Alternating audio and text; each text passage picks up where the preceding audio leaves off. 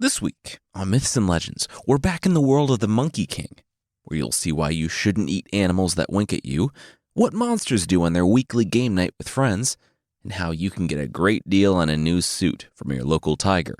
All you need is immortality and a very heavy stick. The creature this week is a tall bird who's learned a lot from humans in the very worst way.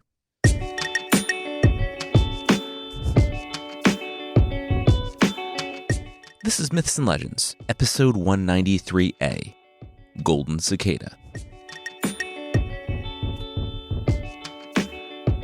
This is a podcast where I tell stories from mythology and folklore. Some are incredibly popular stories you think you know, but with surprising origins. Others are stories that might be new to you, but are definitely worth a listen. The Monkey King.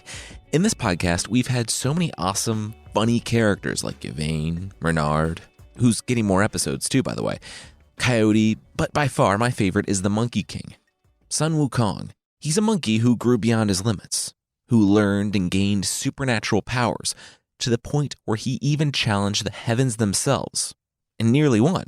He's powerful, funny, but with a mischievous, self-destructive streak that only makes the stories more interesting.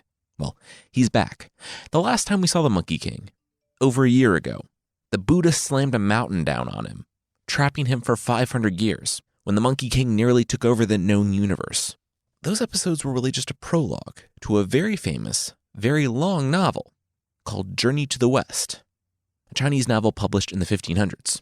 We're going to dive into the main plot of the novel today and pick up in the next chapter, though 500 years later, from where we left off, when a bodhisattva is given a task to find someone who will save the world.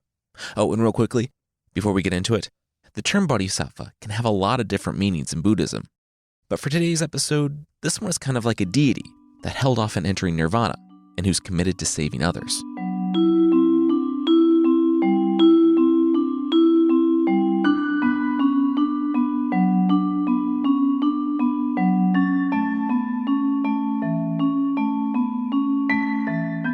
The bodhisattva looked at the mountain. The mountain. It had been 500 years since that day, since the day Sun Wukong destroyed the Peach Banquet, since he dared present himself as equal to heaven, since he nearly proved himself correct. He had displayed his power, but he had fallen. He had been born a humble monkey, risen beyond anyone's hopes or expectations, and had fallen even farther when the Buddha dropped a mountain on the superpowered monkey to end his short-lived reign of terror. "Hi," the bodhisattva heard from underneath the mountain. She stopped her exposition dump to her assistant. Yeah, hi, the voice called. "I can hear you talking about all the stuff I did. Come on down here. Don't worry, I won't bite. I mean, I do and I would, but thanks to your boss, I literally can't move a muscle, so you're good." The bodhisattva shrugged and gestured to her assistant. Hours of setting aside the rubble, and a path was revealed.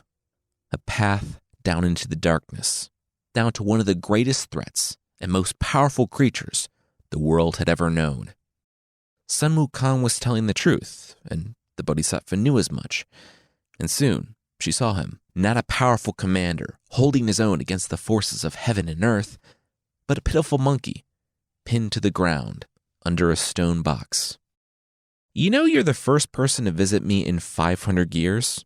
It's been 500 years, right?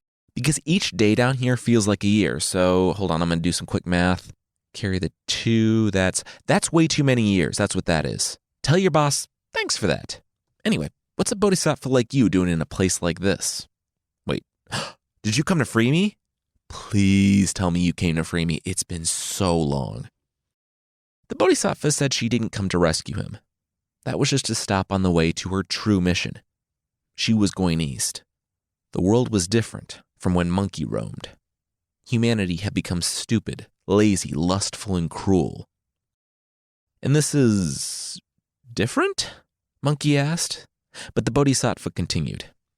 The Buddha and others took pity on the humans and crafted scriptures that would help them, scriptures that would save them. She was going east. There was one, chosen by heaven to be the scripture pilgrim. He would make the journey west and get the scriptures and save the people from themselves.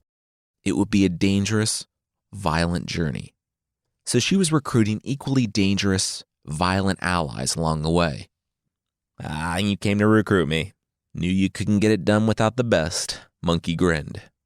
Grinning being just about all he could do under the power of the stone box. The Bodhisattva said no. Was he paying attention at all earlier? This was literally just to stop to watch him suffer a little bit, to watch justice being done. And she had. And she was going to head out now. Whoa, wait, the monkey said. Okay, please. He needed help. He had been here for so long. He would do anything. You, the Bodhisattva stated, bemused. You would help us. Your sinful karma is very deep. Like, the deepest? 182,500 years, the monkey replied. He had done the math. That's what 500 years had felt like to him. He knew the meaning of penitence now. He wasn't asking to be forgiven, only that he might know the path and walk it. Because if vice or virtue lacks reward, the universe itself must be unjust. The Bodhisattva smiled. Wow, Sun Wukong had been thinking, you know what? Sure, if he truly felt that way, there would be a road back for him. Monkey grinned. All right, that was awesome. She wouldn't regret this. And wait, where was she going? The Bodhisattva said that she was going east to recruit the scripture pilgrim. The monkey said, yeah, they were going to do that together, right? The Bodhisattva said that if Monkey truly wanted to be better, he would start by being freed by and being under the command of a human. Oh, come on, Monkey yelled. Or you could stay here for another 500 years. How many years would that make? 365,000? The monkey's eyes widened. She misunderstood him. He meant like, oh, that's great. Come on and go get his new human master. He would be waiting because it was literally the only thing he could do.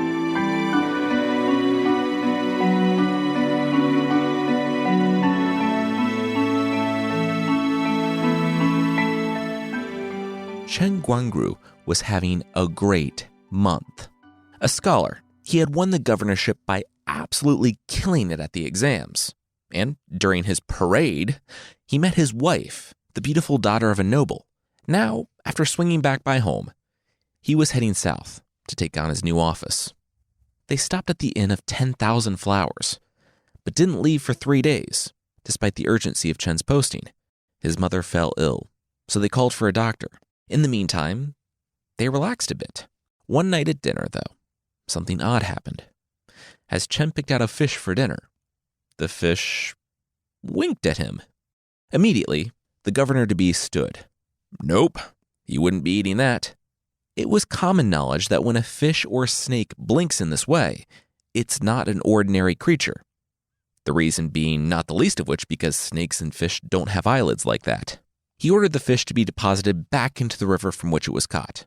A 15-mile journey at night for the fisherman, so yeah, he was happy about that on his night off, but it was done, and Shem was happy. The mother wasn't getting any better, but she wasn't getting any worse, and while the son and daughter-in-law, the daughter-in-law being named Lady Yin, were happy to stay, the mother didn't want her kid laid on his first day because of her. She told them to continue on. They could rent her a house and some servants to help her recover, and they could send someone back to get her in the fall. The son was loath to leave his sick mother, but agreed. They had to follow the emperor's decree. They set out the following morning, the mother comfortable in her rented house.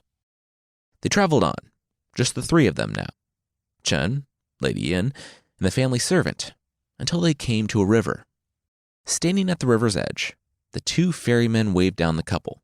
It was nearly nighttime, but they had spent years navigating the stretch. They would get the trio across and help them along to the inn. Despite his sick mother, Chen was crackling with excited energy. As they rode, he told the men about the examinations, about getting married to this beautiful woman, about how he was going to be governor in a province he had never seen and which had never seen him. So exciting. Life was wonderful. But he imagined that the two strangers agreed with him on that, he said.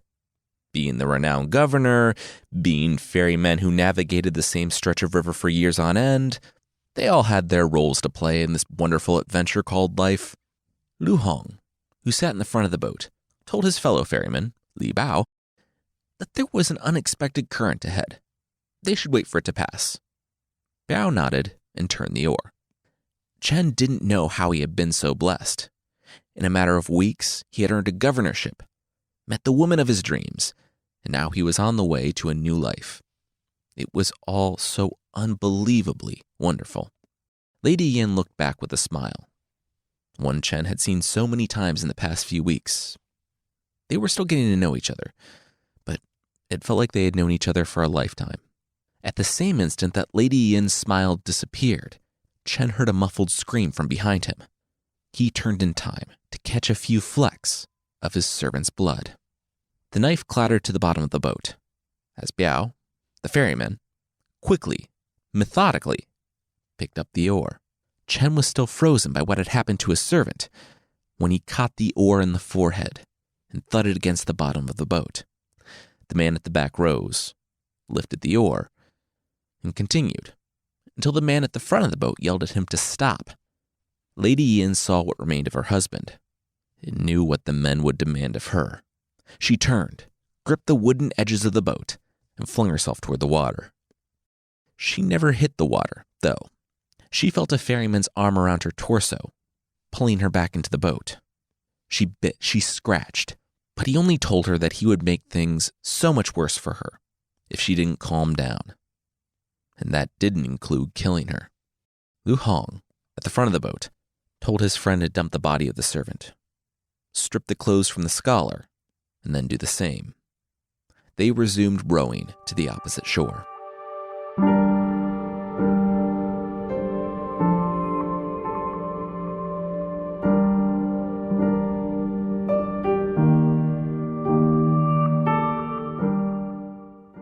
Hong tossed the fellow ferryman a tiny pouch of gold, and then went back to scrubbing blood, Chen's clothes, with the river water.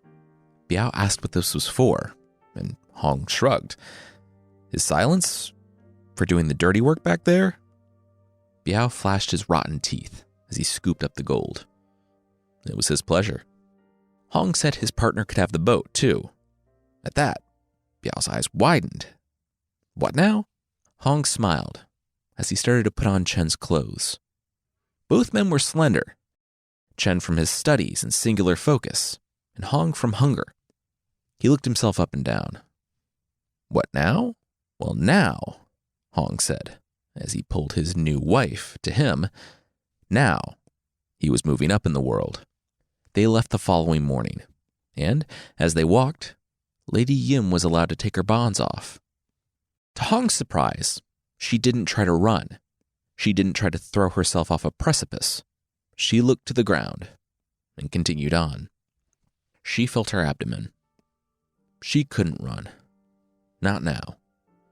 He would catch her. In the previous couple days only confirmed what until then she only thought she knew. She was pregnant. She carried with her the only piece that still remained of the wonderful person she had loved. And she wouldn't risk that, even for her own freedom.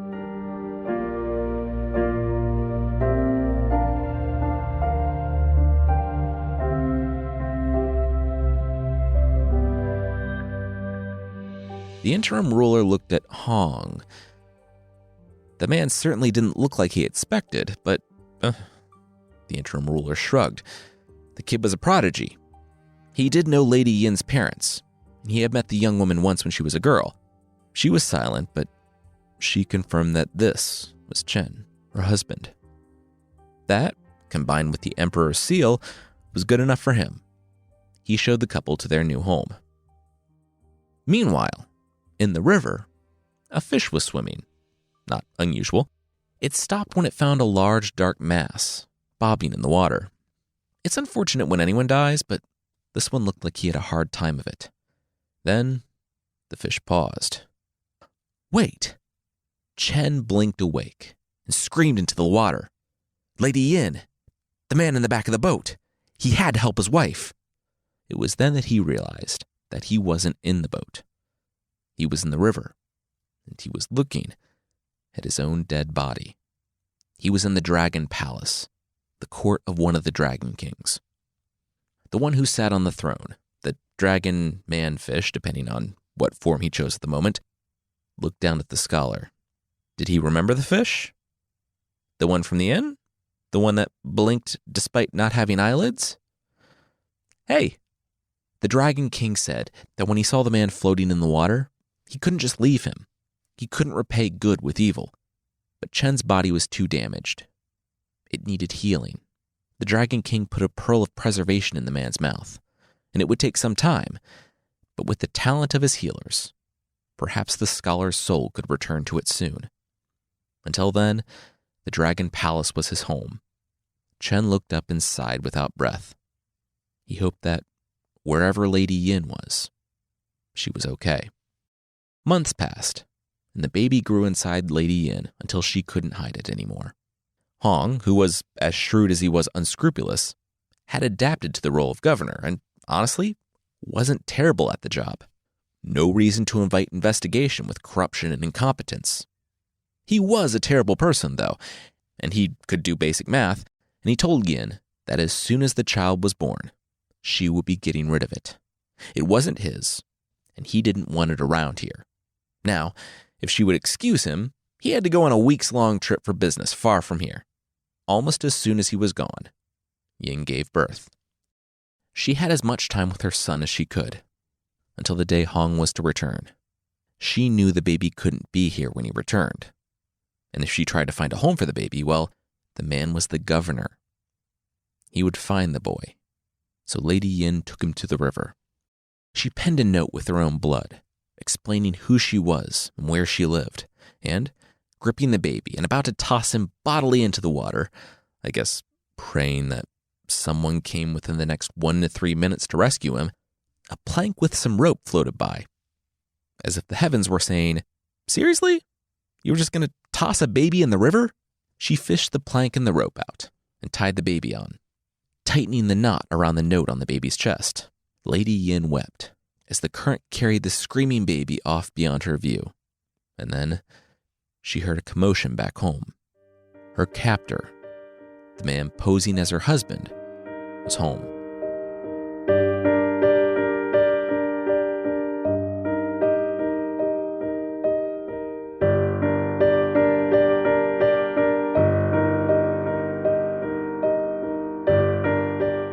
The tears stung Xuanzang's eyes.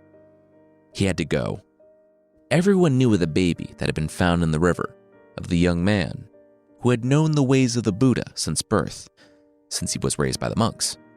It was, honestly, he didn't notice it. He didn't think much of his childhood until the other boys arrived. The leader of the monastery, who found the baby tied to a plank floating on the river, had seen the other boys. He had heard everything. Because of the tragedy of Xuanzang's birth, he had the advantage that none of the other boys had. He had been steeped in the sutras since before he could read, and they hated him for it. So they attacked him the only way they knew. And day in and day out, they ridiculed him for being an orphan. And slowly, over the years, it wore him down. So, when he turned 18, the leader decided to show him the note, the one that his mother had penned with her blood. And he watched the young man's face turn from sadness to something else. He told Xuanzang to go, but keep the letter hidden. He was a monk, so he should go as a monk to the quarters of the governor. The man who lived there wasn't Xuanzang's father, and he wasn't a good man. This way, Xuanzang could just walk right in the front door. And he did. The lady of the house heard him calling for alms, and his look and the way he carried himself gave him away before he even had the chance to reveal the note that afternoon. He was the son of Chen and Lady Yin. He was her son. The woman hugged the young man, the baby she knew she would never see again, before gasping, the bandit, Hong, would be back. They couldn't talk here. He had countless spies, and he controlled her every move. She would come for her son. She would come to the temple. Wait for her there. And she did come for him, The very next day, she became ill, and Hong came in to find her sitting up in bed. A dream. She had a dream. She said that when she was young, she had vowed to donate 100 monk shoes. The monks apparently heard that, and they were there to collect, in that she had a dream where a monk was holding her at knife point, demanding the shoes. It wasn't subtle, but it did the job. Hong said that he was the governor.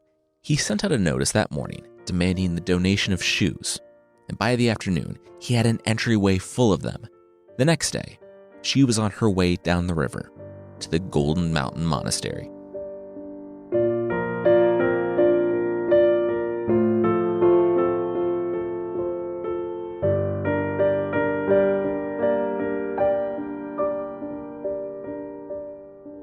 We'll see what happens with Lady Yin and her son, and yes, finally get back to the Monkey King, but that will be right after this.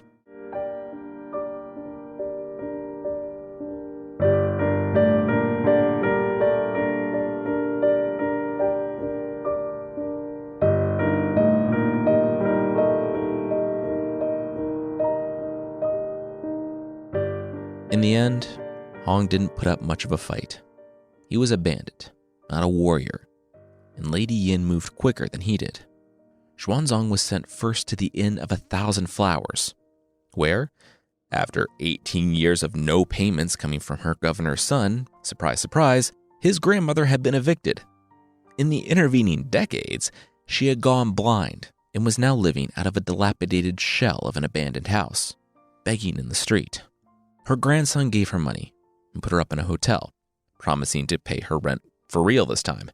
He did too, and collected her when he came back at the head of an army. That army, led by his grandfather, quickly deposed Hong, the man who, yes, had stolen a political office, but as far as I can tell, didn't run it into the ground. Well, he was nailed to the back of a wooden donkey and paraded through the city until they decided to end his pain with way more pain by cutting him to pieces. The family wasn't quite as surprised as I was when Biao, his actual literal partner in crime, was found still working as a ferryman. I guess his friend never threw him a bone when he became fake governor. He was executed on the spot where he executed Chen. And the whole episode that started with an overly chatty governor-to-be taking a boat ride was finally over. And now, the weight of those events lifted. Lady Yin, her mother-in-law, and her son wept. For so long, they had been focused on surviving or revenge that they never truly mourned Chen. Now, they could remember the man who had brought them all together, the wonderful soul who had died over 18 years ago and who was now floating in the river right in front of them. Wait, Chen swam to shore, to his family, who couldn't quite believe it. How was this possible? Chen explained all about the Dragon King and why you should be observant when it came to picking out fish dinners.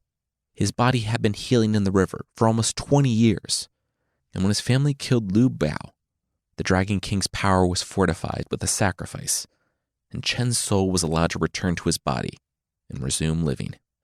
Weeping, the family embraced, and they all headed south so Chen could finally take up that governorship that he earned all those years ago. The mother went with him, since she finally had someone to take her. The son, after a long visit with the family he didn't know he had, returned to his temple and finished his studies. And Lady Yin quietly killed herself. Because why? Why did that need to happen? I guess she said she felt so much shame about all those years and not doing anything that she felt like that was her only way. I wish it wasn't like that, but it did happen in the story. At this point, our story takes a bit of a detour. It is a long one, and if you're interested, it's going to be a member episode very soon, because the long version took up most of the rest of this episode. Basically, the Tang Emperor, Taizong, an actual very important 6th century Chinese emperor, got pretty religious, mainly because a disagreement with the Dragon King sickened him to death, and he went on a Dante Alighieri-style eternal scared straight program through the underworld. When he returned to life, he was a changed man. He ordered temples to be built, He commissioned monks to pray around the clock. He converted to a completely vegetarian diet and showed kindness even to convicted criminals, allowing them to return home and say goodbye and settle their affairs before being executed. He then declared that he would put together the biggest religious event of this lifetime, with 1,200 of the world's greatest monks to expound the sutras and worship the Buddha. Together, they would fling wide the gates of salvation, not just for the holy, but for everyone. Deliverance was at hand, and all the emperor needed was a leader.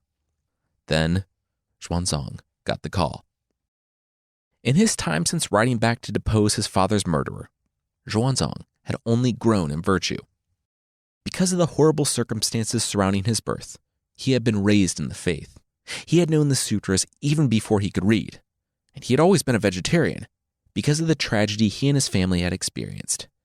He had been prepared for the moment when he was chosen to be the grand expositor of the faith and the supreme vicar of the priests. It was at one of these meetings, the one with 1,000+ monks, that a speaker, a pious man who was expounding on the path to salvation, was given just a very scabby hug. He didn't even see them appear. They seemed to come from nowhere. But before he knew it, 2 scabby beggars were pawing at the speaker's robe, asking if he knew about the grand vehicle, the true path to salvation that lay in the West. The speaker shirked back at the scabs, but Xuanzang leapt forward. He didn't know if anyone else saw it, but come on, guys. This was an obvious supernatural test. He asked the speaker to step aside and gave the scabby beggars the anachronistic mic. The beggar said that even though the monks were wise, they still had so much left to learn.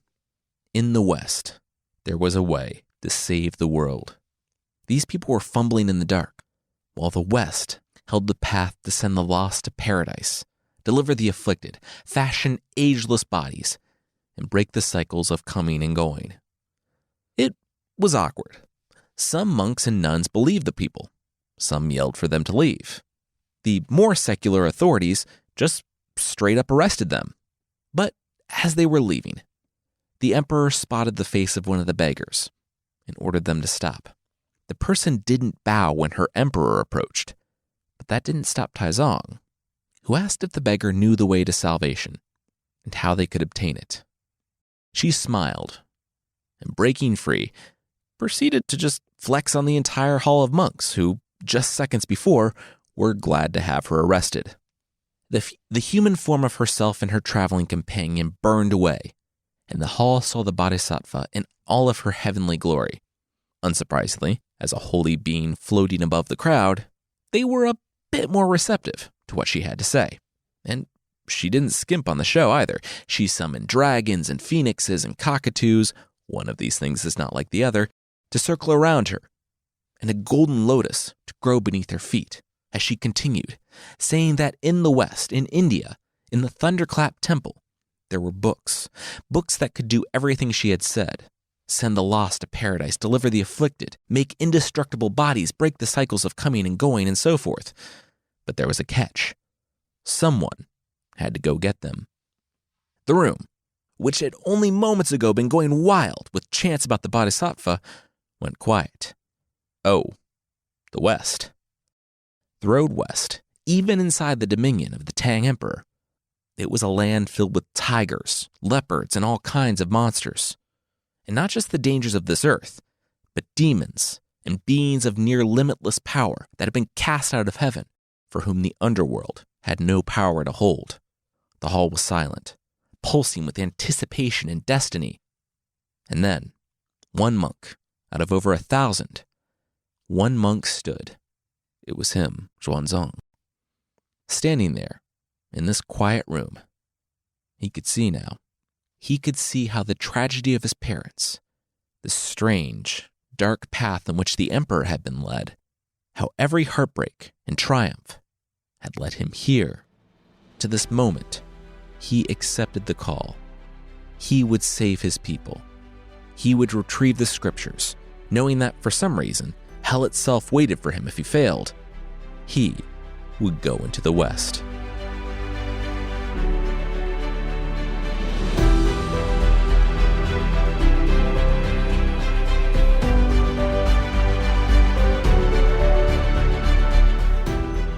getting a cloak and staff from a bodhisattva and becoming a sworn brother to the emperor himself, you wouldn't know Xuanzang if you saw him on the road with his 2 attendants.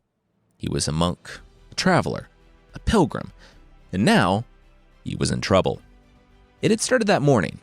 Excited for his journey, he had left the inn before the rooster crowed, and about an hour later realized that that was a terrible idea when he and his 2 attendants were trying to pick their way through a foggy field, having lost the trail nearly as soon as they had gotten on it. And just as they wondered if they should try to head back or wait a little bit until it got more light so they didn't fall into a trap, they fell into a trap. Xuanzang put his foot down, and instead of coming to rest on top of the thick grass, it went through the not-so-thick grass. He, his horse, and his 2 attendants tumbled headlong into the dark.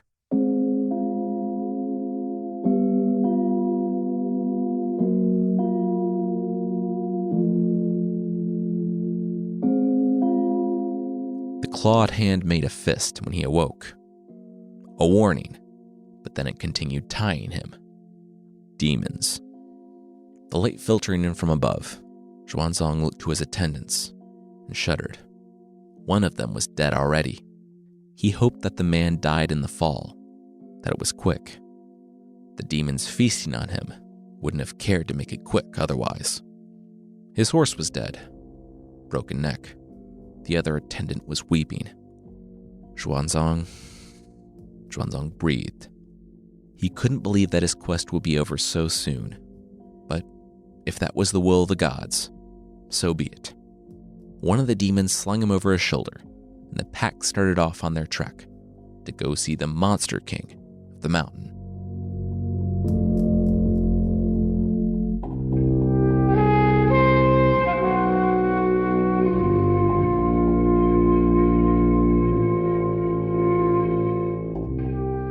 In the palace of the Monster King, the monster's eyes glowed as he took the axe from his servant. Xuanzang caught a flash of his teeth, protruding up in a very stereotypical monster fashion, as the axe blade came down on the head of the hero, ending his journey before he left the territory of the Tang Emperor. The Monster King looked down. Well, how about that? Xuanzang couldn't help but wince.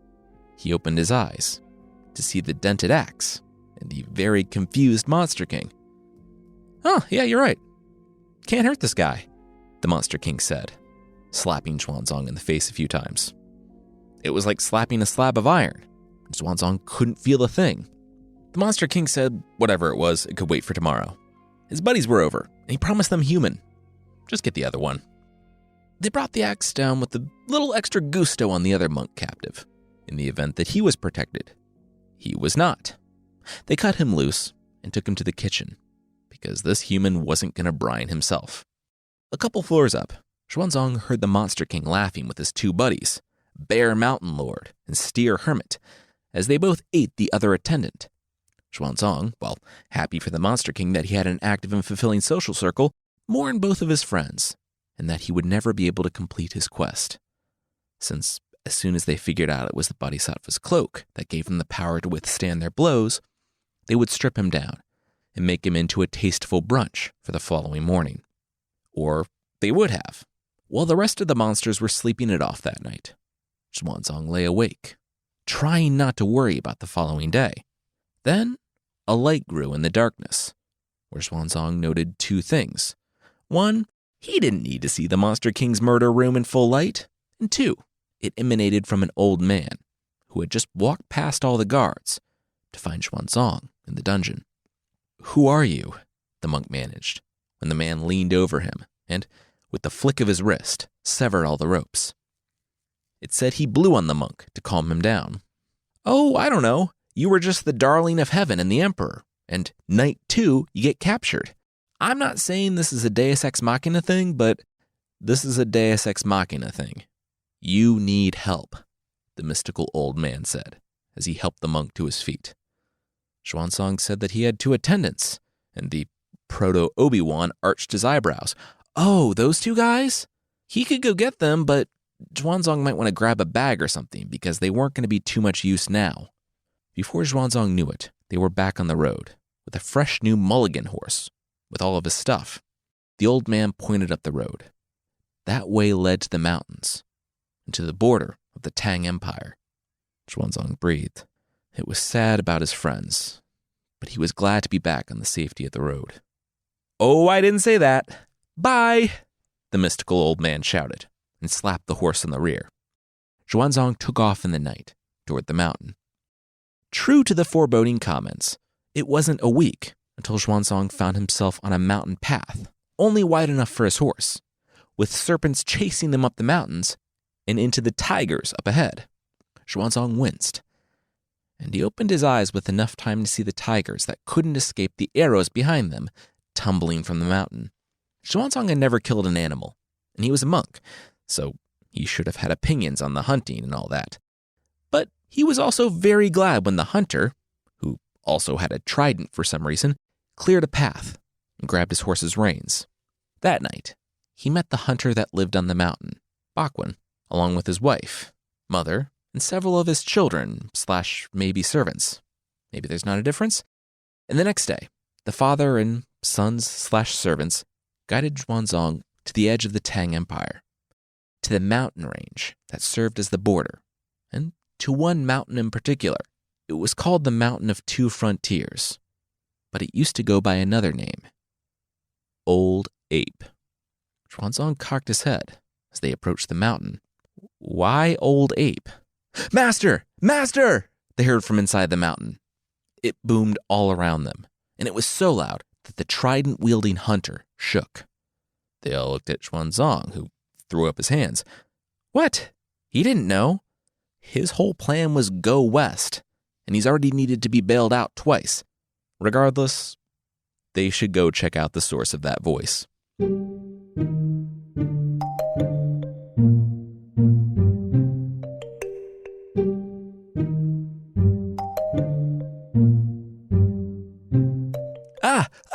Master! There you are! The scripture pilgrim headed west. Can't wait to help you. She told you, right? The Bodhisattva? She didn't? Seems like an oversight. Well, I'm your new best friend. The Monkey King stood there, chained in the dark, illuminated by the lanterns that the child servants carried. He had been down in the darkness for so long that a mossy beard hung from his face. The mossy beard that the hunter guardian, Bakwin, took liberty to shave with his trident. The monkey said that it was heaven's will that he join the scripture pilgrim. So, how about it? How about letting him go? There was a seal on the top of the mountain. If that's lifted, he can go. As the party walked back out, Xuanzang asked what the Monkey King was in for, to which the children replied that he had betrayed pretty much everyone and everything up to the Buddha himself out of his own selfishness. So I should absolutely take him at his word, then. Yes! You should take me at my word, they heard. I'm hearing all this, by the way. I'm an immortal Monkey King. The family said that all this was above their pay grade. Xuanzang needed to take it up with the gods. So, Xuanzang did. He prayed toward the west, that if he was supposed to lift the seal, that it would come away easily. But if he wasn't, he couldn't lift it no matter how much effort he put into it. He rose, and the golden seal came up without resistance, evaporating on the wind.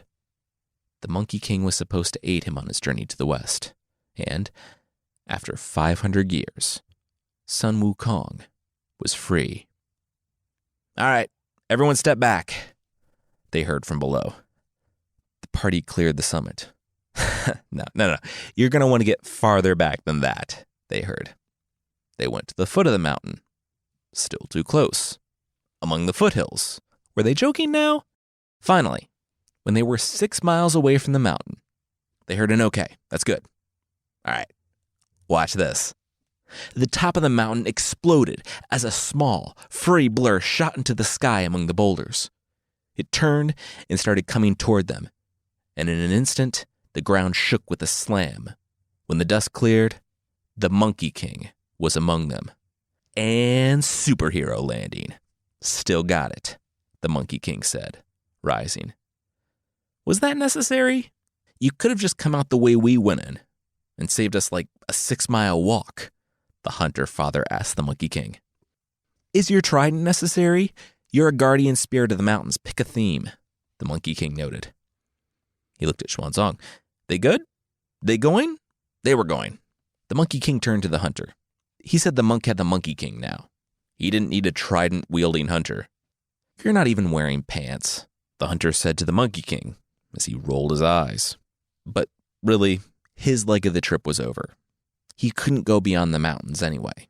And, like Tom Bombadil, he had his own region to look after. The Monkey King looked down. Huh. Yeah. Turned out that completely necessary, and then he paused to look at the hunter family, that completely necessary super jump obliterated his clothes. Oh well, he will grab more on the road. They only have one horse, right? The Monkey King asked as he shimmied in behind Xuanzang, naked. All right, onward we go.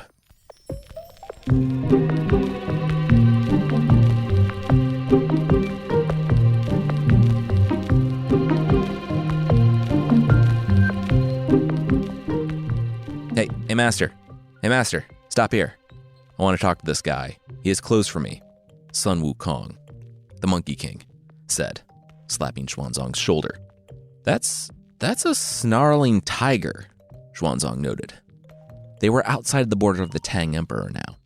No free hotel rooms and armed escorts. All bets were off. And the Monkey King was riding naked behind Xuanzang.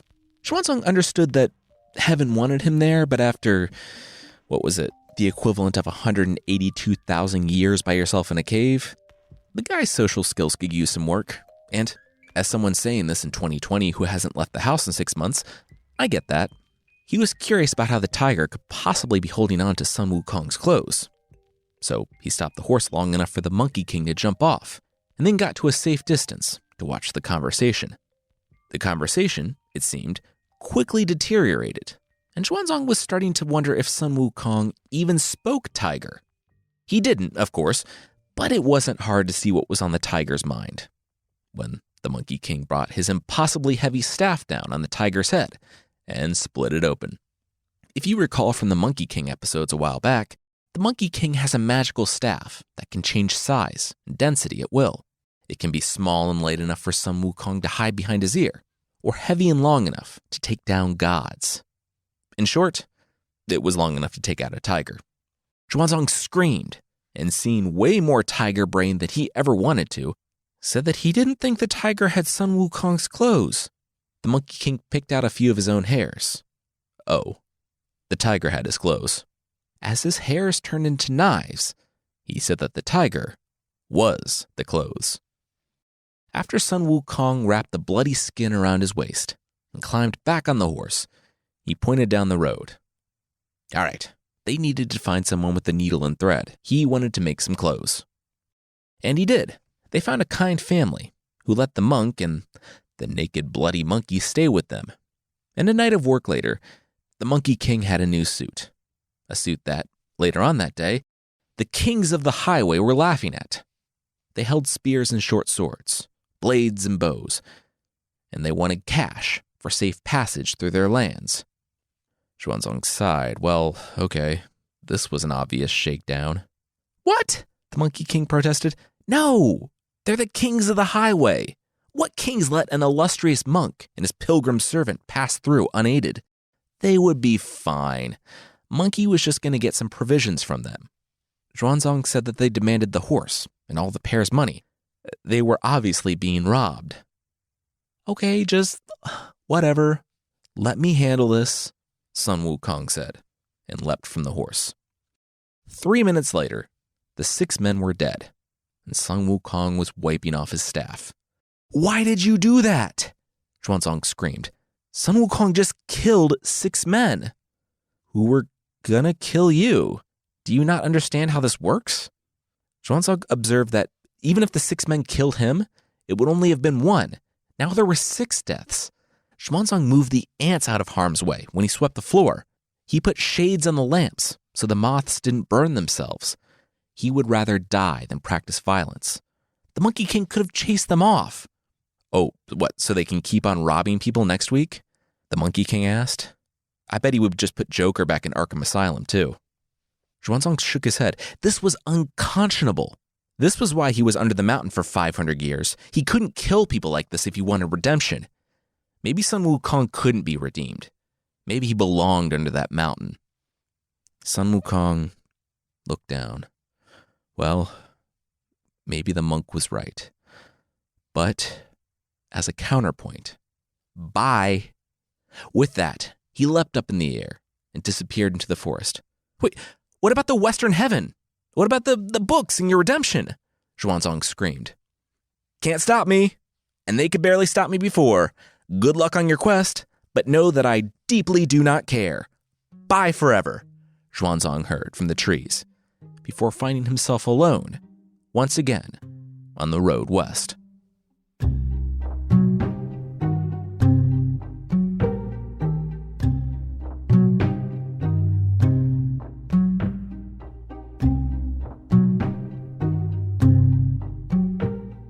Next week, we'll finish up this round of the Monkey King episodes, as, surprise, surprise, Sun Wukong rejoins the party, but with a little bit more of a restriction, and they meet more companions, with stories as bizarre and as comical as the Monkey King.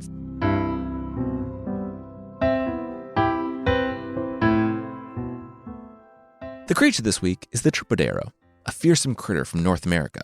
The tripodero is what happens when birds learn. The creature saw hunters using rifles to take aim at birds and thought, yeah, I could get into that. Not to stop the hunters, of course, but to shoot and eat other birds, because nature is horrifying. And the tripodero was in a great position to do so, because, like the Monkey King's staff, its legs can shrink to the size of robins or extend to the heights of small trees. So, while hunting birds, the tripodero will just meander along the ground until it sees its target, and then retreat.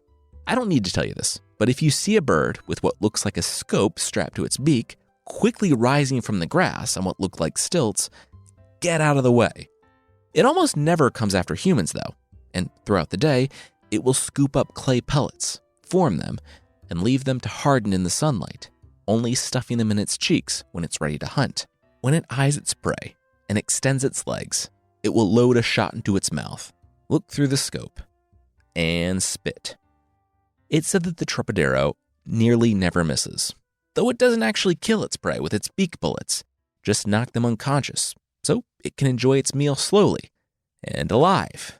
I'd say that the tripodero's superpower is not its legs, its uncanny knowledge of projectile trajectories, or its ability to find and tie a scope onto its own beak, but the fact that it manages to spit clay bullets without any lips.